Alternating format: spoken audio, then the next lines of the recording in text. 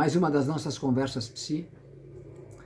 E eu estou tão contente com vocês pelo número de inscritos que vai crescendo semana a semana, que até decidi botar uma gravata hoje. E fazia muito tempo que eu não podia, que eu não punha uma gravata. Uma vez por ano, sei lá, um grande aniversário, um casamento, algo muito especial. Então hoje é um dia especial. E o tema que nós vamos conversar é sobre a maturidade, que, para ser sincero com vocês, o mundo psicanalítico, em geral, me parece que tem uma certa aversão pela palavra maturidade. Não que não tenha um ou outro psicanalista que já escreveu, mas é muito raro, né, uma jornada, um congresso para pensar essa palavra. Mas eu também tinha preconceito com a palavra maturidade. Sempre me parecia algo dos mais velhos dizendo para os mais jovens: quando tu amadurecer, por exemplo. Então, claro, os jovens ficavam irritados com razão. Então, amadurecimento é como que um conceito que gerou um preconceito. Então, se fala pouco sobre a maturidade, no meu ponto de vista, mas ela é uma questão que nos últimos anos eu comecei a me dar conta que era importante. Em primeiro lugar, para mim, eu comecei a ter alguma vontade de amadurecer, talvez porque amadurecer tem que ver com a passagem do tempo, com o envelhecimento, né? Mas o que terminou com o meu preconceito foi primeiro o Nelson Mandela. Eu li vários livros sobre Nelson Mandela e o que eu mais gostei eu estou mostrando aqui para vocês. Tá a foto aí do Nelson Mandela, está escrito aqui Os Caminhos de Mandela, e o jornalista que entrevista ele é Richard Stengel. Tá?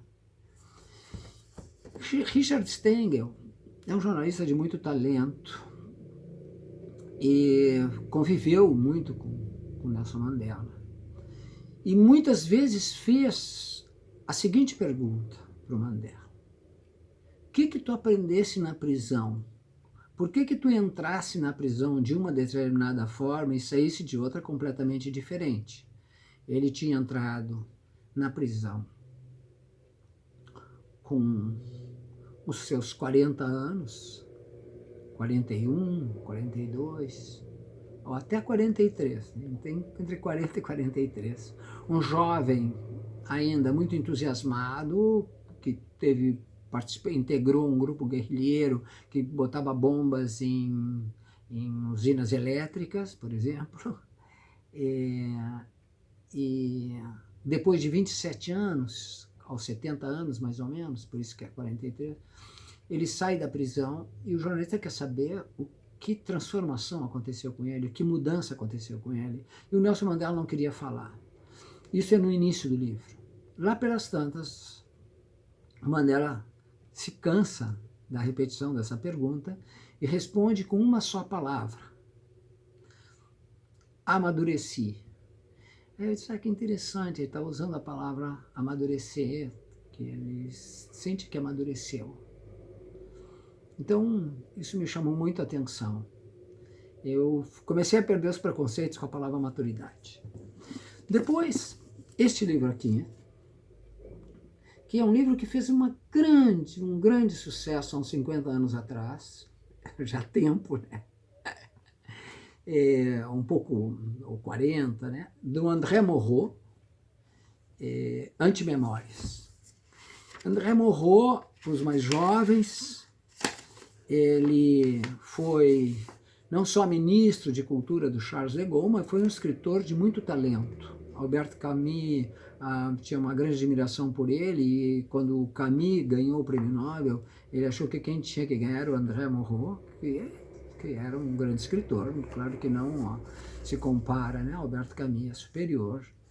Mas na primeira página deste livro, Antimemórias, o André Morot conversa com um capelão que ele conheceu durante a Segunda Guerra Mundial, em 1940, e ele pergunta assim: há quanto tempo tu escuta confissão? Né? Esse capelão escutava confissões. Isso há uns 15 anos.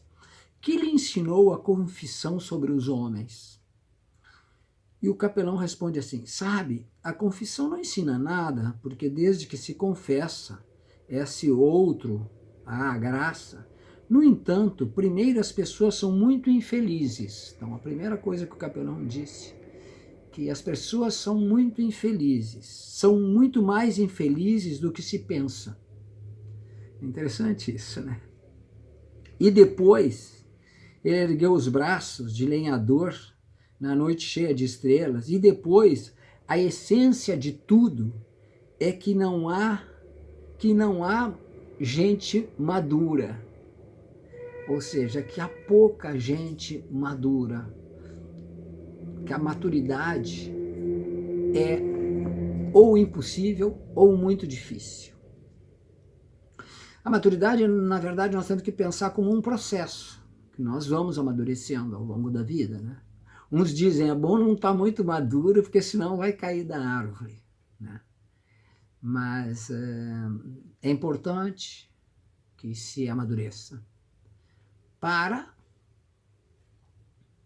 poder viver melhor.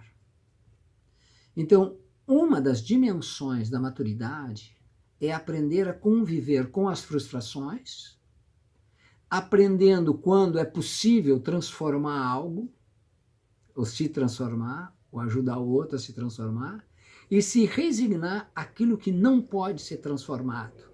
Aí vocês podem me perguntar, mas como é que nós vamos saber o que pode ser transformado e o que não pode ser transformado? Bom, o Freud respondeu assim, bom, isso é o alfa e o ômega, né, da sabedoria. O alfa e o beta, não, o beta não, alfa, beta, gama, delta, eu acho que o alfa e o ômega, né, a primeira e a última letra da sabedoria. Então, esta é uma questão importante. E nós temos que aprender não só a nível pessoal, cada um tem que aprender esse amadurecimento, como também muito do ponto de vista político, né, sobre a condição humana. Eu diria para vocês que há 50 anos atrás, nós pensávamos que o mundo todo poderia ser transformado. Hoje, somos um pouco mais moderados e sabemos que as transformações das condições humanas do ser humano são extremamente difíceis e algumas não se conseguem. Isso é uma questão e tanto.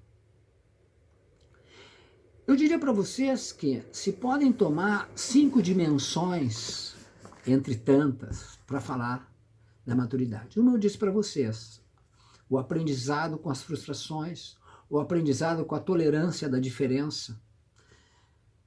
Hoje no Brasil, os ânimos estão muito exaltados, e com os ânimos exaltados, e eu não digo só contra o governo, digo os ânimos exaltados entre pessoas com posições políticas diferentes, mas qualquer coisinha já pode haver uma exaltação.